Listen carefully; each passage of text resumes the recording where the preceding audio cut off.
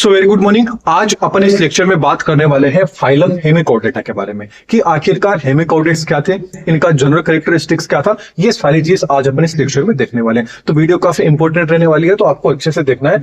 तो चलिए बात करते हैं सबसे पहले फाइलम हेमिकोर्डेट। देखिए हेमिकोर्डेट वर्ड को यदि अपन दो भागों के अंदर तोड़ के देखें, एक आ जाता है हेमी, एक आ जाता है कोर्डेटा।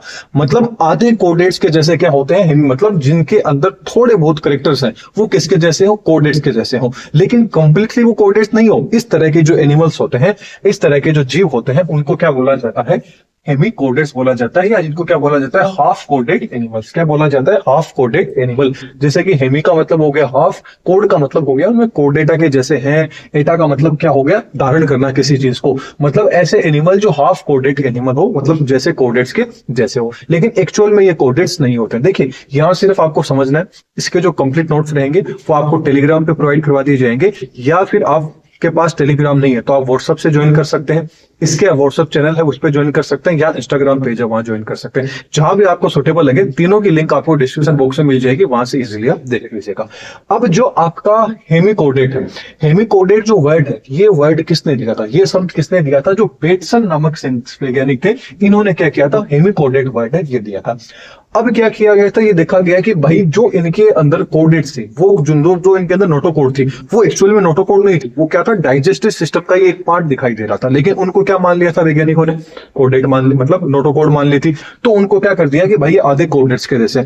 लेकिन बाद में रिसर्च के द्वारा जब डिटेल के अंदर देखा गया तो भाई वो चीज नोटोकोड वगैरह इसमें नहीं थी, मतलब नोटोकोड इनमें एब्सेंट थी। तो न तो इनको वर्टिब्रेट्स के अंदर रखा गया है, न ही इनको इनवर्टिब्रेट में रखा गया है, मतलब न तो इनको कोर्डेट्स में रखा गया, न ही इनको नॉन कोर्डेट्स में रखा गया है। इसलिए जो आपका फाइलम हेमिकोर्डेट्स है, इसको क्या बोला जाता है, जो आपके कोर्डेट्स हैं एंड आपके जो नॉन कोर्डेट्स है, बोले तो जो आपके वर्टिब्रेट्स हैं एंड इनवर्टिब्रेट्स है, इन दोनों के बीच की क्या माना जाता है, इसको कनेक्टिव लिंक माना जाता है। तो याद रखना कि जो हेमिकोर्डेट्स है, न तो इधर का रहा ना ही उधर का रहा, बीच का रह गया। तो इसलिए क्या किया जाता है, कोर्डेट एंड नॉन कोर्डेट की क्या माना जाता है, इनको कनेक्टिव लिंक माना जाता है।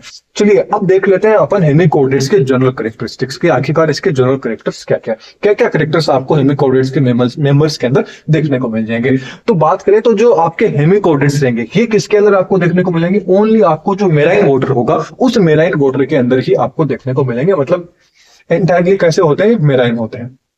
इसके अलावा ये कॉलोनी बना के रहते हैं, सॉरी ये मतलब अकेले रहते हैं, सोलो रहते हैं, मतलब सोलो भी आपको देखने को मिल सकते हैं, एकल, एंड इसके अलावा जो आपको कॉलोनी बना के भी देखने को मिल सकते हैं। मतलब दोनों तरह से आपको देखने को मिल सकते हैं कि अकेले भी देखने को मिल सकते हैं एंड कॉलोनी बना के भी रह सकते हैं, ग्रुप में भी रह सकते हैं। इसके अलावा इनके अंदर सिमेट्री की बात करें तो इनमें बाइलेटरल सिमेट्री देखने को मिलती है। बाइलेटरल सिमेट्री का मतलब हो गया कि उसको सेंटर एक्सिस से यदि सिंगल पार्ट्स में काटा जाए, फॉर एग्जाम्पल जैसे मेरे को आप सिंगल ही काटोगे तो दोनों क्या होंगे, एक दूसरे की मिरर इमेज होगी। मतलब जो भी एक दूसरे की मिरर इमेज है वो कैसे सिमेट्री शो करेंगे, बाइलेटरल सिमेट्री शो करेंगे। नाम से ही पता चल रहा है, बाई मतलब दो।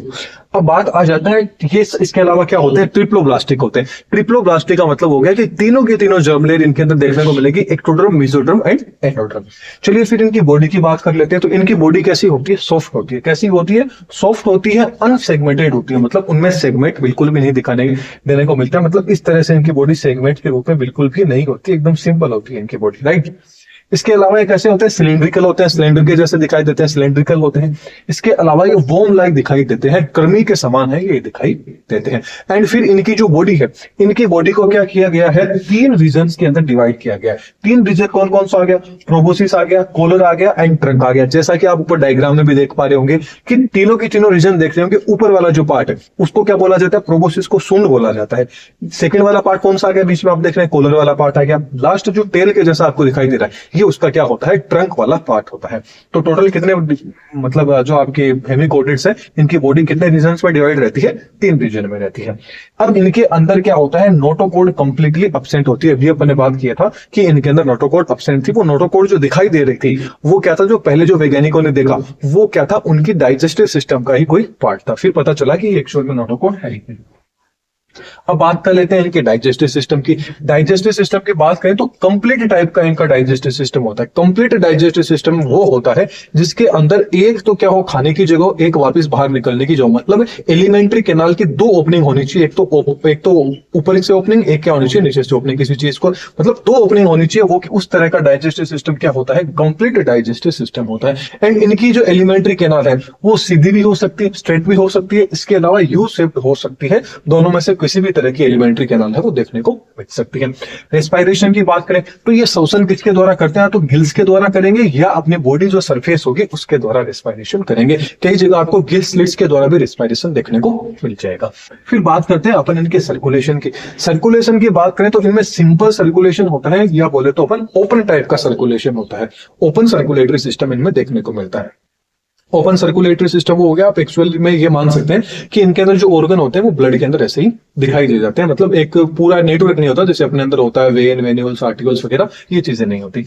फिर बात कर लेते हैं इनमें एक्सक्रेशन की। एक्सक्रेटरी सिस्टम की बात करें तो इनमें जो एक्सक्रेशन होता है वो प्रोबोसिस के द्वारा होता है। किसके द्वारा होता है, प्रोबोसिस के द्वारा होगा या किसके द्वारा होगा, ग्लोमेरुलस होगा, इसके द्वारा इनमें एक्सक्रेशन की प्रोसेस होगी तो आपको देखने को मिलेगी।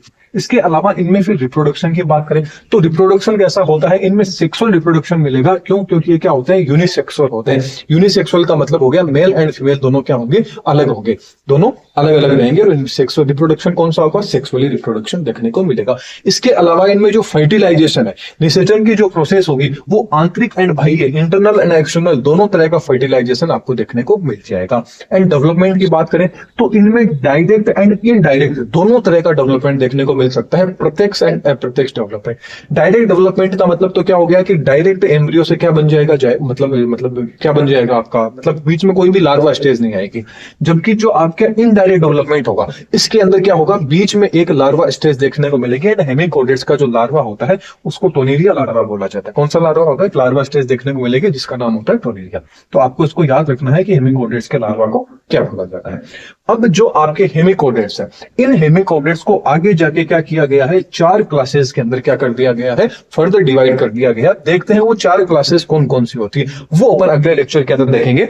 तो इसके जो नोट्स रहेंगे वो आपको मिल जाएंगे। आज अपन ने ओनली जनरल कैरेक्टरिस्टिक्स की बात की है, क्लासिफिकेशन अगले लेक्चर में देख लेंगे। चैनल पे नए हैं तो चैनल को सब्सक्राइब कर लीजिएगा, वीडियो पसंद आई है तो वीडियो को लाइक कर लीजिएगा।